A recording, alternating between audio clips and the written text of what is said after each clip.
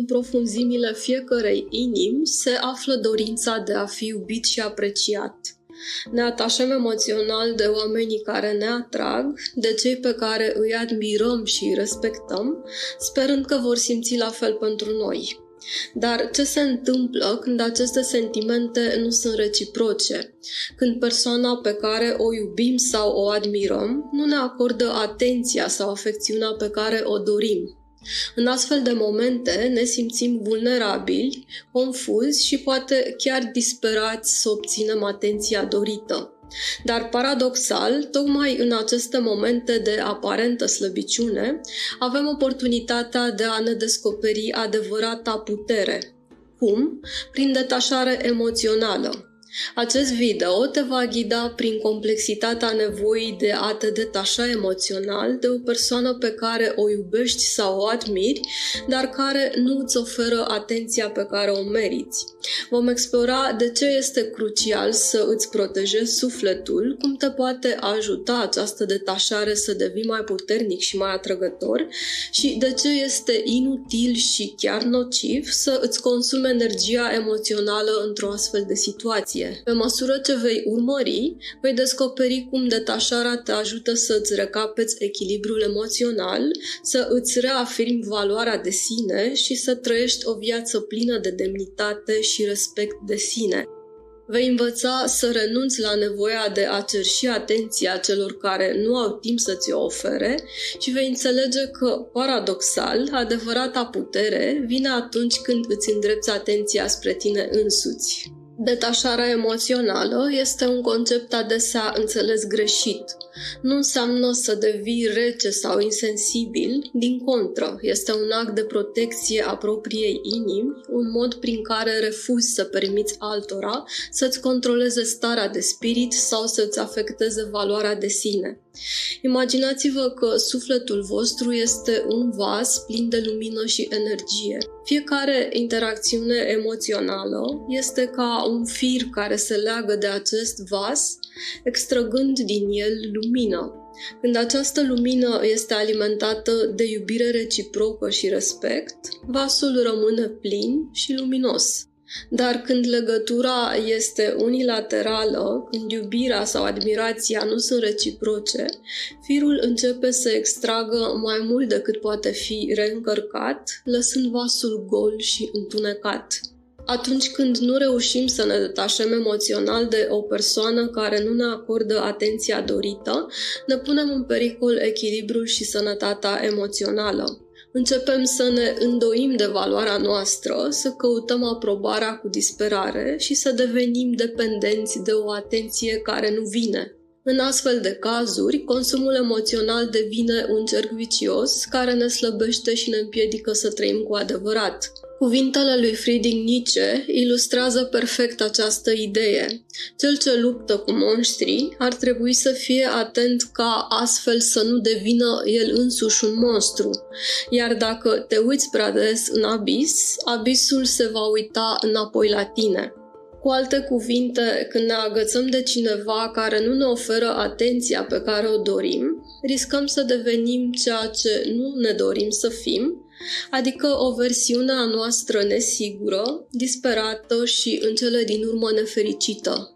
Atunci când îți concentrezi energia emoțională pe o persoană care nu îți oferă înapoi atenția și iubirea dorită, intri într-o luptă pierdută din start. Este ca și cum ai turna apă într-un vas fără fund. Oricât ai da, nu va fi niciodată suficient. Consumul emoțional în astfel de situații nu aduce nicio recompensă, ci doar epuizare și suferință.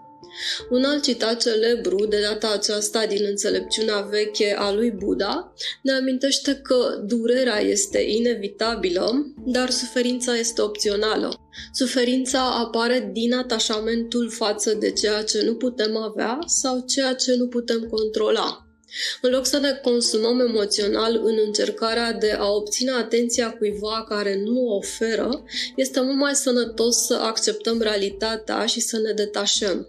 Nevoia de a ne detașa devine esențială în astfel de situații, deoarece consumul emoțional nu face decât să ne tragă în jos, ne îndepărtează de obiectivele noastre personale, ne subminează stima de sine și în cele din urmă ne lasă epuizați și dezamăgiți. Paradoxal, atunci când ne detașăm emoțional de cineva care nu ne oferă atenția dorită, nu doar că ne protejăm de suferință, dar devenim și mai puternici și mai atrăgători.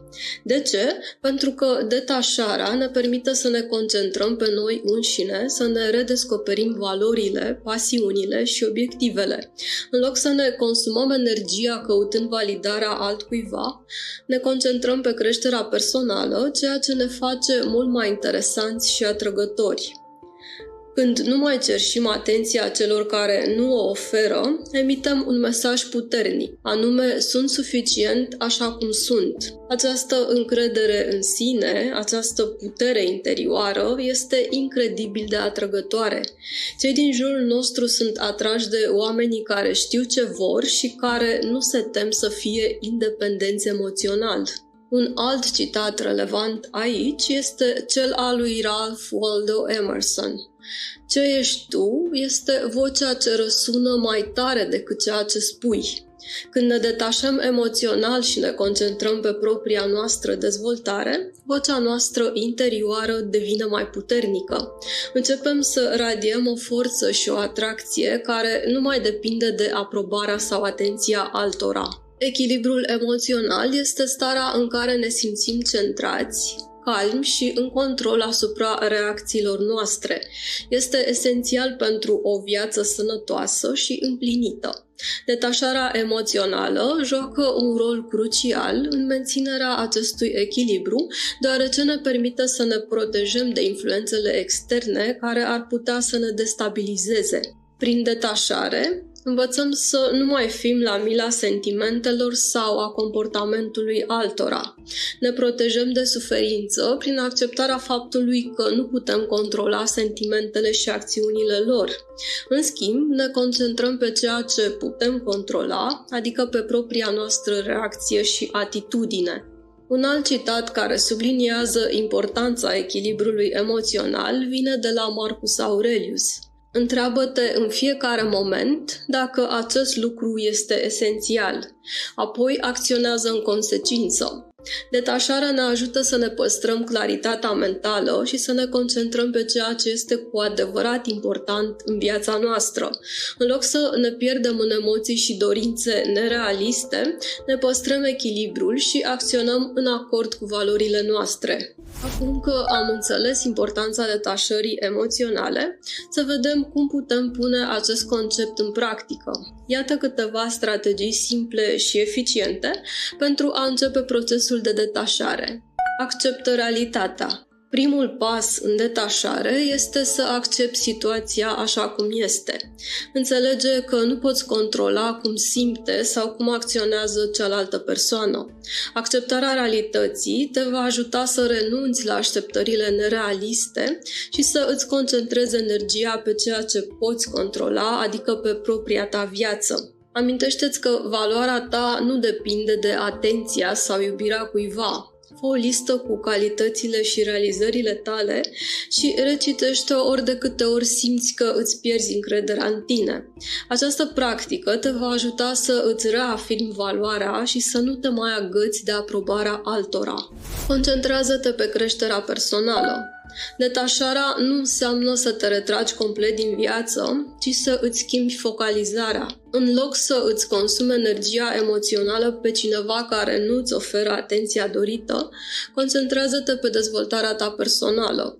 Învață ceva nou, dedică-ți timp pasiunilor tale și lucrează la atingerea obiectivelor tale. Învață să spui nu. Învață să pui limite clare și să refuzi să investești timp și energie în relații care nu îți aduc satisfacție. Spune nu situațiilor și persoanelor care te fac să te simți mai puțin decât ești. Acest lucru îți va permite să îți protejezi energia și să o folosești pentru lucruri care contează cu adevărat pentru tine. Practică meditația. Meditația este un instrument puternic pentru a-ți menține echilibrul emoțional și pentru a te detașa de gândurile și emoțiile negative. Această practică te ajută să te conectezi cu tine însuți și să îți recapeți calmul și claritatea mentală. Întoarce-ți privirea către tine însuți. În loc să îți concentrezi atenția pe cealaltă persoană, întoarce-ți privirea spre tine însuți. Întreabă-te ce îți dorești cu adevărat, ce te face fericit și cum poți atinge acele lucruri pe cont propriu. Această autoreflecție te va ajuta să îți redescoperi forța interioară și să îți găsești drumul spre împlinire. În concluzie, detașarea emoțională de o persoană pe care o iubim sau o admirăm, dar care nu ne dă atenție, poate părea la început dureroasă și dificilă. Cu toate acestea, este un act de curaj și înțelepciune. Detașarea ne protejează de suferință, ne permite să ne concentrăm pe propria creștere și să ne transformăm în versiuni mai puternice și mai atrăgătoare ale noastre. În final, trebuie să înțelegem că nu putem controla sentimentele sau acțiunile altora, dar putem controla modul în care reacționăm la ele. Prin detașare ne eliberăm de povara așteptărilor nerealiste și învățăm să trăim în acord cu valorile noastre. Acesta este secretul unei vieți echilibrate, împlinite și pline de demnitate. Mulțumesc că m-ai urmărit, pe data viitoare! Dacă acest material ți s-a părut interesant, te rog să îi acorzi un like. Pentru acces simplu la conținut similar, te poți abona la acest canal de YouTube și prin activarea clopoțelului vei fi notificat de fiecare dată când un material nou este publicat.